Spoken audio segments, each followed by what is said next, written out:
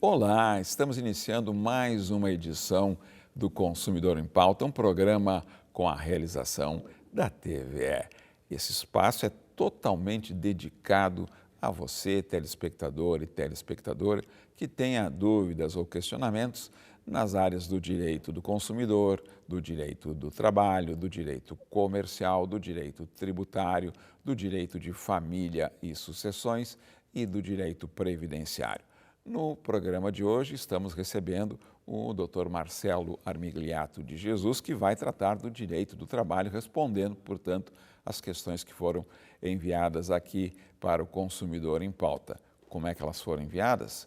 Como eu sempre lembro, é muito fácil você enviar também as suas dúvidas e questionamentos através dos nossos dois canais, seja pelo WhatsApp 51985946773 ou, se preferir, pelo nosso e-mail consumidorempauta@tve.com.br. Seja bem-vindo mais uma vez, Dr. Marcelo, a sua presença aqui para ajudar os nossos telespectadores e telespectadoras a terem as suas dúvidas e questionamentos esclarecidos aí.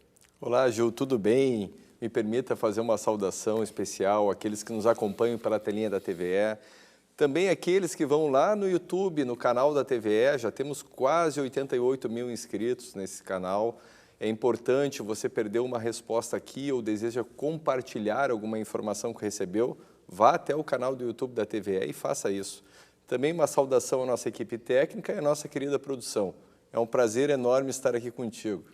Ok, a honra é nossa também, a sua a disponibilidade aí para voluntariamente esclarecer os nossos consumidores e telespectadores e telespectadoras. E o primeiro questionamento, o nosso telespectador optou por não se identificar e relata: trabalhei 25 anos em uma empresa que era depósito e distribuição de baterias automotivas. Nesse tempo passei por 3 setores na empresa: área técnica e de motorista e de entrega e vendedor, sempre nelas manuseando as baterias novas e usadas. No caso, as baterias velhas, na classificação 8, corrosivo. Na área técnica e como motorista, ganhava insalubridade. Logo que passei a ser vendedor, me foi retirada a insalubridade. Acionei a empresa na justiça pedindo insalubridade, pois quando era vendedor também fazia a entrega de baterias novas e recolhia as baterias usadas. Foi feita a perícia na empresa e foi negado pelo perito o meu direito de insalubridade. Como pode ter acontecido isso? Pois, no meu entendimento, teria direito à insalubridade, questiona o nosso telespectador que não se identificou, doutor Marcelo. Vamos lá, o primeiro esclarecimento que nós temos que fazer é que o adicional de insalubridade ele é um adicional condicional. Ele está condicionado à exposição. Trabalhou ou trabalha em condições nocivas à sua saúde, recebe o adicional. Deixou de trabalhar em condições nocivas à sua saúde, a empresa pode retirar esse adicional. Então, ainda que eu tenha trabalhado na parte técnica com baterias ao longo de 10 anos e recebi o adicional de insalubridade, isso não vai me garantir que, eventualmente, eu tenha sido transferido para uma outra função administrativa e perca esse adicional de insalubridade por falta de exposição a agentes nocivos. Então, o primeiro esclarecimento, sempre que deve ser feito, é que o adicional de insalubridade, assim como o adicional de periculosidade, assim como o adicional noturno, eles são adicionais condicionados a esses eventos. Bom, no caso específico da pergunta, o que provavelmente deve ter acontecido? Porque ele relata que recebia e aí passou para a condição de vendedor e aí parou de receber. Fez a perícia e a perícia, Gil, ela é sim obrigatória nos processos trabalhistas que envolvem essa discussão de direito à insalubridade, de direito à periculosidade. O juiz não pode adivinhar, então o juiz nomeia um perito, o perito vai até a empresa, vai até o local de trabalho, analisa aquelas condições, responde os quesitos formulados pelas partes e, ao final, conclui se aquele trabalho era ou não insalubre. O que provavelmente deve ter acontecido no caso específico dele? Provavelmente esse perito concluiu que, enquanto vendedor, a exposição era extremamente eventual às baterias, de modo que, por causa dessa eventualidade, não teria o nosso telespectador direito a receber esse adicional de insalubridade. O que deve ser feito quando isso acontece? Normalmente, quando eu recebo um laudo lá no meu escritório, eu mando esse laudo diretamente para o meu cliente, para o reclamante, para que ele leia o laudo e me aponte eventuais incongruências com aquilo que aconteceu lá no dia da perícia. Primeira coisa, então, o advogado ele deve peticionar no processo, impugnando as conclusões desse laudo pericial. E a boa notícia para o nosso telespectador é que tem um artigo lá do Código de Processo Civil, o artigo 479 do Código de Processo Civil, que diz que o juiz ele não está vinculado, ele não está restrito a essa prova pericial. Embora ela seja efetivamente uma prova importante nesse tipo de solução, mas o juiz pode, através de outras provas, do contexto do processo e da própria prova testemunhal, e aí ele leva testemunhas lá para dizer que a exposição não era eventual, e sim era uma exposição rotineira, aquelas baterias, mesmo como vendedor, pode sim o juiz julgar contra o laudo, pode o juiz dar ao nosso telespectador esse adicional de insalubridade que está sendo pedido. Então, caro amigo, nem tudo está perdido. O juiz pode ainda que tenha tido um laudo desfavorável, o juiz pode, com base nas outras provas do processo, lhe deferir o adicional de insalubridade. Ok. A próxima questão foi enviada pela nossa telespectadora Jéssica. Na verdade, ela tem uma dúvida. Não é um questionamento, mas está embutido um questionamento na dúvida. E ela diz, tem uma dúvida. Quem tem uma jornada diária de trabalho de 8 horas tem que fazer 1 hora de intervalo? Essa 1 hora está embutida nas 8 horas ou, na verdade, é preciso cumprir uma jornada de 9 horas? Pergunta a Jéssica. Vamos lá, Jéssica. Tem essa dúvida até comum, muitas vezes é comum, e ela é respondida lá pelo artigo 71, parágrafo 2º da CLT, que diz que os intervalos não são computados no tempo de serviço. Logo, essa hora intervalar, ela não está embutida nas 8 horas. Você vai ter, vamos supor, começa às 8 da manhã, vai até o meio-dia, do meio-dia a 1 você tem 1 hora de intervalo e depois você continua da 1 até as 5 horas da tarde. Então, na prática, você trabalhou 4 horas, mas ficou afastada de casa 9 horas, porque teve a hora de intervalo. Mas essa hora de intervalo não é considerada tempo de serviço. E aí surge uma outra pergunta, né? E isso era muito comum nos casos de jornadas de 6 horas, quando o intervalo é de 15 minutos. O empregador ele pode dar esses 15 minutos ou essa 1 hora no final da jornada? Nesse caso específico, ela poderia trabalhar direto das 8 da manhã até as 16 da tarde, né? E depois ter 1 hora de intervalo no final para sair mais cedo? A resposta é não. Não poderia, o empregador não pode projetar o intervalo para o final e nem para o início da jornada, por óbvio. Esse intervalo nós chamamos de intervalo intrajornada. Esse prefixo intra significa dentro da jornada, né? Então não pode haver essa colocação do intervalo ao final da jornada. Existe uma exceção, até mais de uma, a essa pergunta da telespectadora.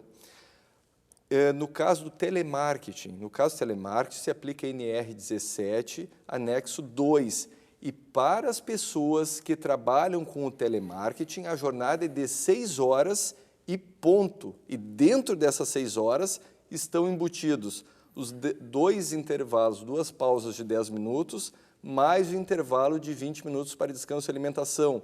Então, exclusivamente no caso de telemarketing, aí sim, esses intervalos eles estão dentro da jornada. Mas como regra geral, que se aplica à nossa telespectadora, não. Aí não estariam dentro da jornada. E nesse exemplo dessa exceção, uma das exceções que o senhor citou do telemarketing, o patrão empregador, ele é que define quando será os 10 minutos e quando será os 20 minutos? Sim, às vezes até há previsão em normas coletivas. Nós temos a gente chama de pausas, né? Nós temos as pausas, por exemplo, nas câmaras frigoríficas, 10 minutos, 2 pausas de 10 minutos. Sempre essas pausas elas devem estar dentro do horário da jornada. E o intervalo, no caso do telemarketing, ele é definido pelo empregador ou por norma coletiva, mas ele jamais poderá estar no final da jornada. Ok. A próxima questão é enviada pela nossa telespectadora Mariana. Estou cumprindo aviso prévio e nunca trabalhei tanto como agora. Todos os dias faço mais horas que meu horário normal. Eu não tenho direito a horas extras, mesmo estando em aviso prévio? Pergunta Mariana. Que situação, né, da Mariana? Ela está em aviso prévio e nunca trabalhou tanto quanto antes, né? Vamos lá. Uma vez comunicado o aviso prévio trabalhado por parte do empregador, cabe ao empregado, nos termos do artigo 488 da CLT, decidir o que ele quer. Se ele quer, para buscar um novo emprego, ter 2 horas diárias reduzidas ou se afastar nos últimos 7 dias. Digamos que a telespectadora tenha optado por se afastar nos últimos 7 dias. Nos demais dias, pode haver horas extras, porque aviso prévio é contrato de trabalho, e ela deverá receber o pagamento dessas horas extras. E aí, nos últimos 7 dias, ela se afasta para buscar um novo emprego. Agora, se ao invés de optar pelos últimos 7 dias de afastamento, ela optou por sair mais cedo 2 horas ao longo de todos os dias desse mês, aí não pode ter hora extra. Se eu optei por sair mais cedo 2 horas antes do meu horário normal para buscar um novo emprego, e se isso não for respeitado pelo empregador, nós estamos diante de uma nulidade. Súmula 230 do TST, que diz que o empregador deve sim respeitar essas 2 horas de afastamento prévio, sob pena de, não o fazendo, ter que pagar por essas horas extras e mais, nesses casos de desrespeito, poderá o trabalhador buscar uma indenização no valor equivalente a 1 mês de trabalho, que seria buscar um novo aviso prévio indenizado. Então, se você optou por 2 horas sair 2 horas mais cedo e está tendo horas extras, você pode cobrar as horas extras e ainda pedir uma indenização no valor de um salário pelo aviso prévio que não lhe foi concedido. Consumidor em Pauta vai para um breve intervalo e já voltamos tratando aqui do direito do trabalho com o Dr. Marcelo Armigliato de Jesus. Nos aguarde.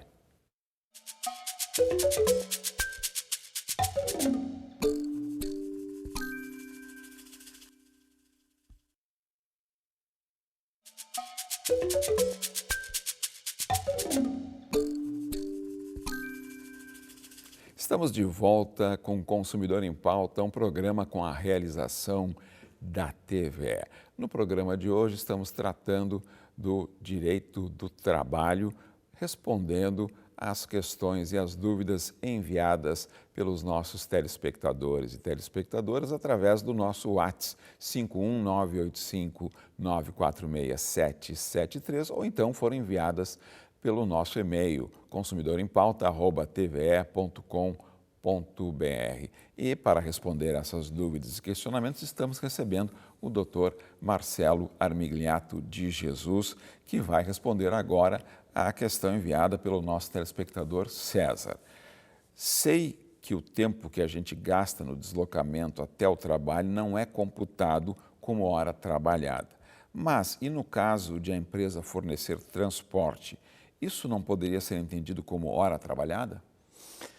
Não, César. Infelizmente, essa dúvida é uma dúvida muito comum e a resposta seria sim até 2017, porém, com o advento da reforma trabalhista, lá em novembro de 2017, houve uma alteração do artigo 58, parágrafo 2º da CLT, que diz que o tempo que o trabalhador levar da sua casa até o local de trabalho, seja qual for a forma de transporte, seja ela fornecida pela empresa ou não, não será computado como horas à disposição, tá? Horas in itinere, horas à disposição. Então, infelizmente, com a reforma trabalhista de 2017, mesmo que a empresa forneça o transporte para os seus empregados, mesmo que a empresa esteja em local afastado, essas horas de deslocamento não poderão ser cobradas. Temos decisões aí do STF que confirmaram essa alteração legislativa lá com a reforma trabalhista, especialmente essa do artigo 58, parágrafo 2º da CLT. A única exceção seria se, na sua norma coletiva ou por acordo coletivo, os dois sindicatos ajustarem algo diferente, tá? Porque pela lei, nua e crua, não há mais esse direito. A próxima questão foi enviada por uma telespectadora que optou por não se identificar. E, doutor Marcelo, é um segmento, o senhor é expert no assunto, mas eu, como leigo e modesto observador, acompanho, é um segmento de trabalho que de longa data assim, vive, né, uma situação de fragilidade na relação de trabalho. Claro que certamente melhorou, mas ainda deve ter muita coisa a melhorar. Sem a intenção aqui de fazer nada, nem de fazer uma contextualização para colocar a dúvida da nossa telespectadora. E ela diz, ao pé da letra, né, tem uma dúvida, empregada doméstica tem direito a receber os 40% do fundo de garantia? Pergunto porque fui dispensada do meu serviço e não recebi isso. Vamos lá. A empregada doméstica, ela não tem direito à multa de 40% do fundo de garantia nos termos que nós conhecemos para os trabalhadores urbanos. Vou explicar. Para os trabalhadores urbanos, o empregador vai lá, deposita 8% todos os meses de fundo de garantia e, num caso de despedida sem justa causa, vai lá e deposita a multa do 40%. A Lei Complementar 150, que trata dos empregados domésticos, ela pensou o seguinte, olha, vamos proteger essa classe. Por quê? Porque o empregador doméstico vai ser sempre uma pessoa física. Uma pessoa física está mais sujeita a ter problemas financeiros. Então, para garantir que essa multa de 40% fosse paga, o que o legislador pensou? Eu vou fazer um depósito mensal antecipado dessa multa de 40%. Portanto, o empregador doméstico ele vai depositar não só os 8%, ele vai depositar os 8% e mais a multa antecipada de 3,2% do fundo de garantia. O que é o 3,2%? É os 40% dos 8%. Então, há um depósito todos os meses de 3,2% dessa multa antecipada. É como se existissem duas contas, uma conta dos 8% normal e uma conta dessa multa dos 3,2% ao mês, que o empregador doméstico deve depositar. E aí, no final, a consequência de uma despedida sem justa causa não vai ter aquele depósito da multa de 40%, porque ele já existiu, ele foi fragmentado ao longo do período.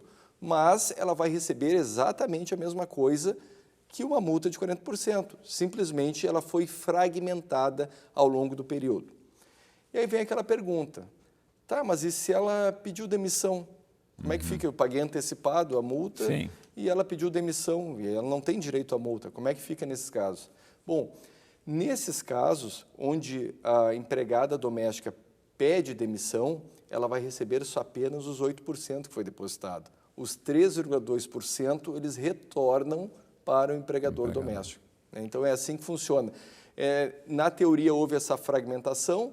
Na prática, ela vai receber exatamente a mesma coisa do que um empregado urbano normal que recebe a multa de 40%. E como é que a empregada doméstica ou o empregado doméstico, ele vai ter informação sobre isso? Ele tem que acompanhar, ele vai lá, tira um extrato, tem que calcular.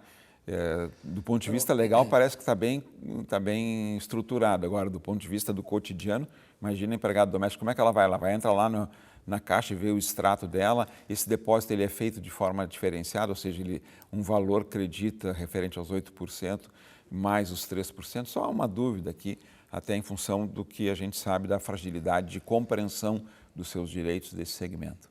Olha, na verdade, na parte do empregado, eu não sei como aparece no extrato de fundo de garantia. Eu acredito que apareça o depósito dos 8%, não, acho que separado. o depósito dos 8% e o depósito dos 3,2%.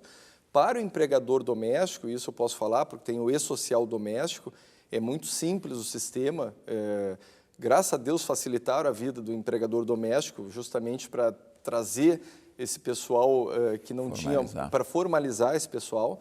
Então, tu vai lá, tu clica, tu adiciona a tua empregada doméstica, tu clica geração de guias, sai uma guia única do Fundo de Garantia que contempla essas duas parcelas.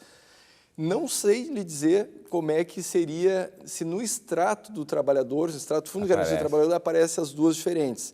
Eu acho que sim, mas é uma pergunta que eu não saberia. Não, tranquilo, é só para tentar contextualizar aí.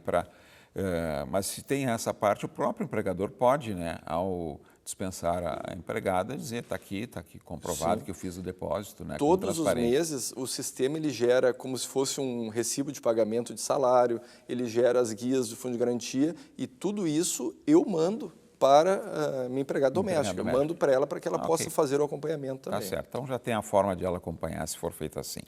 A próxima questão enviada pelo nosso telespectador Marcos. Tempo de serviço em uma mesma empresa garante alguma estabilidade? Quando existe estabilidade, pergunta o Marcos, doutor Marcelo.